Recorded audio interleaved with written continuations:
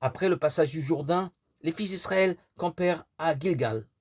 Josué 5, verset 10. Personne aujourd'hui ne sait plus dire de manière précise où se trouvait Gilgal, Galgala en grec. Et pourtant, à en croire le livre de Josué, ce lieu a beaucoup compté dans les premiers temps de l'installation des tribus d'Israël sur la terre promise, encore appelée à l'époque terre de Canaan.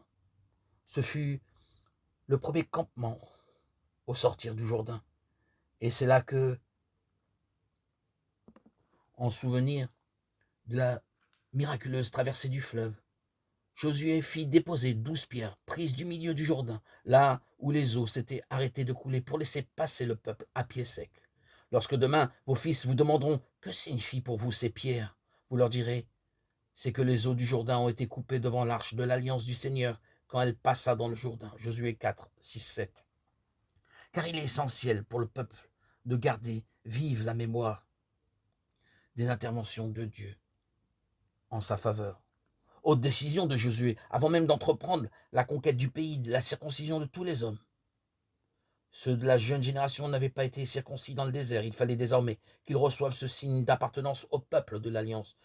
Une fois cette cérémonie pratiquée, on put célébrer la première Pâque sur la terre d'Israël. Dieu avait tenu ses promesses de mener son peuple jusque vers le pays ruisselant de lait et de miel, à cause de ce passé prestigieux.